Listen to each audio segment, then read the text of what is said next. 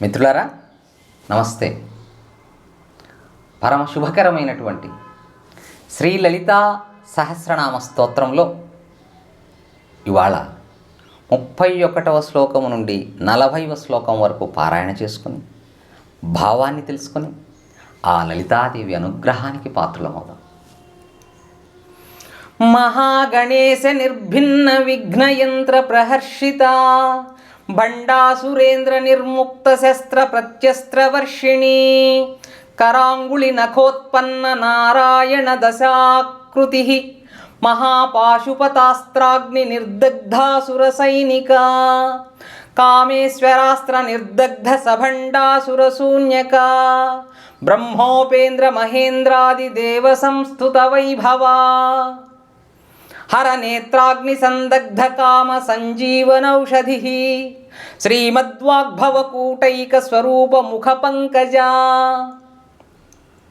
కంఠాధః కటి పర్యంత మధ్యకూట స్వరూపిణి శక్తికూటైకతాపన్న కట్యధో భాగధారిణి మూలమంత్రాత్మిక మూలకూటత్రయ కళేవరా కులామృతైకరసిక కుల సంకేత పాలిని కులాంగనా కులాంతస్థ కౌళిని కులయోగిని అకులా సమయాంతస్థ సమయాచార తత్పరా మూలాధారైక నిలయ బ్రహ్మగ్రంథి విభేదిని మణిపూరాంతరుదిత విష్ణుగ్రంథి విభేదిని ఆజ్ఞాచక్రాంతరాళస్థ రుద్రగ్రంథి విభేదిని సహస్రారాంబుజారూఢ సుధాసారాభివర్షిణి తటిల్లతా సమరుచి షట్చక్రోపరి సంస్థిత మహాశక్తి కుండలిని బిసతంతు తనీయసి మహాశక్తి కుండలిని బిసతంతు తనీయసి. మిత్రులారా, భావాన్ని తెలుసుకునే ప్రయత్నం చేద్దాం. మహాగణేశ నిర్భిన్న విఘ్నయంత్ర ప్రహర్షిత. మనం ముందు నామంలో భండాసురుడు లలితాదేవి సైన్యాన్ని, లలితాదేవి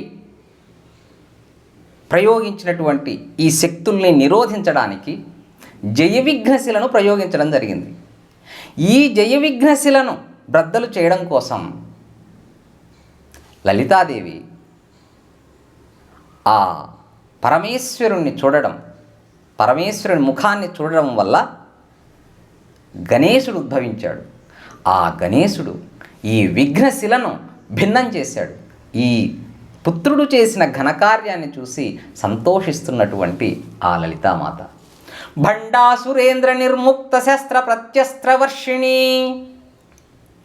అయితే ఆ భండాసురుడు ఏం తగ్గలేదు, అనేక శస్త్రాలని ప్రయోగించాడు అమ్మవారిపైకి. అమ్మవారు ప్రత్యస్త్రవర్షిణి, ఆ శస్త్రాలకు దీటుగా అస్త్రవర్షాన్ని ప్రయోగించింది. శస్త్రము అనేది ఆయుధం, అస్త్రము అనేది మంత్రప్రయోగం చేత కూడినటువంటిది. అలాంటి అస్త్రాలని అమ్మవారు వర్ష రూపంలో అస్త్రవర్షాన్ని ప్రయోగించింది. కరాంగుళి నఖోత్పన్న నారాయణ దశాకృతి. భండాసురుడు అనేక మంది రాక్షసుల్ని ప్రయోగిస్తే అమ్మవారు ఆ రాక్షసుల్ని సంహరించడం కోసం కరాంగుళి నఖోత్పన్న, తన చేతి వేళ్ళ గోర్ల నుంచి నారాయణ దశాకృతి, నారాయణుడి దశావతారాలను ఉద్భవించేలా చేసింది. మహాపాశుపతాస్త్రాగ్ని నిర్దగ్ధాసుర సైనిక. ఆ భండాసురుడి యొక్క సైన్యాన్ని నిర్జించటం కోసం అమ్మవారు మహాపాశుపతాస్త్రాగ్నిని ప్రయోగించి సర్వనాశనం చేసింది వాడి సైన్యాన్ని. కామేశ్వరాస్త్ర నిర్దగ్ధ సభండాసుర శూన్యక. ఇక మిగిలింది భండాసురుడు, శూన్యక పట్టణం. దీన్ని కూడా కామేశ్వరాస్త్రంతో దగ్ధం చేసింది తల్లి. బ్రహ్మోపేంద్ర మహేంద్రాది దేవ సంస్థుత వైభవా. ఎప్పుడైతే భండాసురుడు అమ్మవారి చేత సంహరింపబడ్డాడో బ్రహ్మ, విష్ణు, ఇంద్రాది దేవతలందరూ కూడా ఆ అమ్మవారిని ఎంతో భక్తితో స్తుతించారు. హర నేత్రాగ్ని సందగ్ధ కామ సంజీవనౌషధి. అమ్మవారు ఎంత కరుణామయి అంటే ఆ హరుడి యొక్క నేత్రాగ్ని వల్ల భస్మమైనటువంటి ఆ మన్మధుణ్ణి తిరిగి అనంగుడిగా ప్రాణం పోసినటువంటి ఔషధ రూపిణి. శ్రీమద్వాగ్భవకూటైక స్వరూప ముఖ పంకజ. అమ్మవారి యొక్క ఆ ముఖపద్మము శ్రీమద్ వాగ్భవకూటము, విశిష్టమైనటువంటి మహిమాన్వితమైనటువంటి వాగ్భవ కూటము అమ్మవారి యొక్క ముఖ పద్మం. కంఠాదః కటి పర్యంత మధ్యకూట స్వరూపిణి. అమ్మవారి యొక్క కంఠము నుంచి నడుము కింది భాగం వరకు మధ్యకూట స్వరూపిణి, మధ్యకూటము స్వరూపంగా కలిగినటువంటి తల్లి. శక్తి కూటైకతాపన్న కట్యధోభాగధారిణి. మరి అమ్మవారి యొక్క ఆ నడుము క్రింది భాగం శక్తి కూటైక రూపంగా కలిగినటువంటి తల్లి. మూల మంత్రాత్మిక, మూల మంత్రమే ఆత్మస్వరూపంగా కలిగినటువంటి తల్లి. మూలకూటత్రయ కళేవర. అమ్మవారి యొక్క స్థూలదేహం గురించి మనం మొదటి శ్లోకాల్లో చెప్పుకున్నాం. ఇప్పుడు సూక్ష్మదేహం గురించి మూలకూటత్రయము. ఇందాక చెప్పుకున్నట్టు ఆ ముఖపద్మం వచ్చి వాగ్భవకూటం, కంఠము నుంచి క్రింది భాగం మధ్యకూటము లేదా కామరాజకూటం, ఆ నడుము కింది భాగము నుంచి శక్తికూటంగా మూలకూటత్రయము, 3 కూటములుగా కలిగినటువంటి తల్లి. కులామృతైక రసిక. ఇక్కడ కులము అంటే షట్చక్రాలు. మూలాధార చక్రం, స్వాధిష్టాన చక్రం, మణిపూరక చక్రం, అనాహత చక్రం, విశుద్ధి చక్రం, ఆజ్ఞాచక్రం. ఈ 6 చక్రాలను కులము అంటాం. అలాంటి 6 చక్రాల నుంచి ఉద్భవించినటువంటి ఆనందం, అమృతం ఏదైతే ఉందో ఆ అమృతాన్ని కలిగినటువంటి తల్లి. కుల సంకేత పాలిని. మరి ఇప్పుడు చెప్పినటువంటి ఈ ప్రతి షట్చక్రాలలోని చక్రములో దళాలు, అధిష్టాన దేవతలు, మంత్రాలు, మంత్రాక్షరాలు కలిగి ఉన్నాయి. అటువంటి కుల సంకేతాలన్నింటినీ కూడా పాలించేటటువంటి తల్లి. కులాంగన. సాధారణంగా కులాంగన అంటే పాతివృత్యం కలిగినటువంటి గొప్ప స్త్రీ అని. ఇక్కడ షట్చక్రాలలో చరించేటటువంటి తల్లి. కులాంతస్థ. ఆ షట్చక్రాలలో నిక్షిప్తమై ఉన్నటువంటి తల్లి. కౌలిని. కులము అంటే ఏమో షట్చక్రం, అకులము అంటే ఆ షట్చక్రము పైన ఉన్నటువంటి సహస్రార కమలం. ఈ షట్చక్రాలకు ఆ సహస్రార కమలానికి సామ్యాన్ని కలిగినటువంటిదే కౌలిని. కులయోగిని.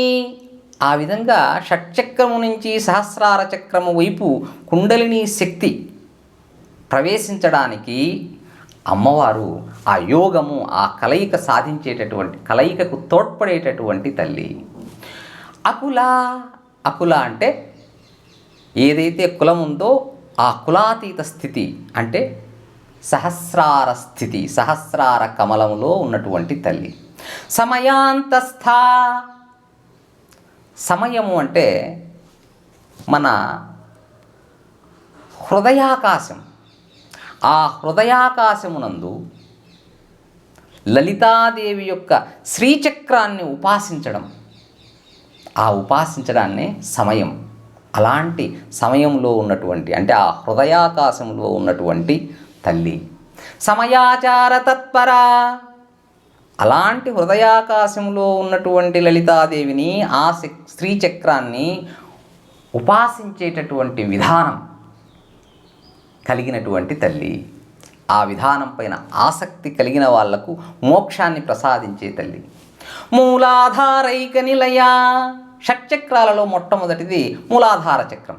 ఈ మూలాధార చక్రంలో కుండలిని శక్తి ముడుచుకున్న పాము వలె, అంటే తలను అధోభాగం కింది వైపుకు పెట్టి ఉన్నటువంటి ఆ రూపంలో అమ్మవారు నిక్షిప్తమై ఉంటుంది. మూలాధారైక నిలయ. బ్రహ్మగ్రంథి విభేదిని. ఈ షట్చక్రాలలో ప్రతి 2 చక్రాలకు ఒక మాయా ముడి ఉంటుంది. దాన్నే గ్రంథి అంటాం. మొదటి గ్రంథిని బ్రహ్మగ్రంథి అని, తర్వాత 2 చక్రాల పైన ఉండేది విష్ణుగ్రంథి, చిట్ట చివరిగా 6 చక్రాల పైన ఉండేది రుద్రగ్రంథి. ఇందులో బ్రహ్మగ్రంథి విభేదిని, మూలాధార చక్రం స్వాధిష్టాన చక్రం పైన ఉన్నటువంటి ఆ బ్రహ్మగ్రంథిని ఛేదించేటటువంటి తల్లి. మనం యోగం ద్వారా, ఉపాసన ద్వారా అమ్మవారిని ప్రార్థించడం వల్ల ఆ మూలాధార చక్రంలో జడంగా ఉన్నటువంటి ఈ కుండలిని శక్తి చైతన్యవంతమై ఒక్కొక్క చక్రము నుంచి, మూలాధార చక్రము నుంచి స్వాధిష్టాన చక్రానికి, స్వాధిష్టాన చక్రంలో ఉన్నటువంటి ఆ బ్రహ్మగ్రంథిని ఛేదించి మణిపూరాంతరుదిత విష్ణుగ్రంథి విభేదిని, ఇప్పుడు ఆ మణిపూర చక్రములో ప్రకటితమయ్యేటటువంటి తల్లి. ఆ మణిపూర చక్రము నుంచి అనాహత చక్రం, అనాహత చక్రం పైన ఉన్నటువంటి విష్ణుగ్రంథిని భిన్నం చేసి తర్వాత చక్రానికి ఆ కుండలిని శక్తిని ప్రవేశింపజేసేటటువంటి తల్లి. ఆజ్ఞాచక్రాంతరాళస్థ, అనాహత చక్రం తర్వాత విశుద్ధి చక్రం, ఈ కంఠభాగంలో ఉన్నటువంటిది విశుద్ధి చక్రం. ఈ విశుద్ధి చక్రం తర్వాత భ్రూమధ్యంలో ఉన్నటువంటిదే ఆజ్ఞాచక్రం. ఈ ఆజ్ఞాచక్రంలో ఉన్నటువంటి తల్లి రుద్రగ్రంథి విభేదిని, ఆ ఆజ్ఞాచక్రం పైన ఉన్నటువంటి ఆ రుద్రగ్రంథిని ఛేదించేటటువంటి తల్లి. సహస్రారాంబుజారూఢ, మరి ఈ షట్చక్రాల పైన ఉన్నటువంటి ఆ సప్తమ చక్రమే 7వ చక్రం, అంతిమ చక్రం సహస్రార చక్రం, సహస్రార కమలం. ఆ సహస్రార కమలములో అమ్మవారు ఉన్నారు, ఆరూఢ అధివసించి ఉన్నారు. సుధాసారాభివర్షిణి, ఆ అమ్మవారి యొక్క చరణ కమలాల నుంచి సుధా అమృతం అనేది వర్షిస్తూ ఉంది. తటిల్లతా సమరుచి షట్చక్రోపరి సంస్థిత, అమ్మవారు తటిల్లతా సమరుచి, మెరుపుతీగ వంటి కాంతితో ప్రకాశిస్తూ ఉన్నారు. షట్చక్రోపరి సంస్థిత, 6 చక్రాల ఉపరితలం పైన ఉన్నటువంటి ఆ సహస్రార కమలంపై ప్రకాశిస్తున్నటువంటి తల్లి. మహాశక్తి లేదా మహాశక్తి, మహాశక్తి కలిగినటువంటిది, మహా ఆసక్తి. ఏం ఆసక్తి? ఈ షట్చక్రము నుంచి ఆ సహస్రార కమలం, ఈ శక్తి నుంచి శివుణ్ణి చేరుకోవడానికి ఆసక్తి కలిగినటువంటి కుండలిని. ఏదైతే ఈ మేరుదండంలో, ఈ సూక్ష్మ శరీరంలో ఉన్నటువంటి ఆ చైతన్య శక్తి ఉందే, ఆ చైతన్య శక్తినే కుండలిని శక్తి, అమ్మవారే కుండలిని శక్తి. బిసతంతు తనీయసి, ఎలా ఉందంటే అమ్మవారి యొక్క ఆ సూక్ష్మ రూపం బిసతంతు తనీయసి, తామరతూడులోని దారము వలె అంత సూక్ష్మంగా అమ్మవారి యొక్క ఆ శక్తి నిక్షిప్తమైంది. మిత్రులారా, తర్వాతి శ్లోకాల్ని, భావాల్ని మరొక వీడియోలో తెలియజేసుకొని అమ్మవారి యొక్క అనుగ్రహానికి పాత్రలమవుదాం. శుభం భూయాత్. స్వస్తి.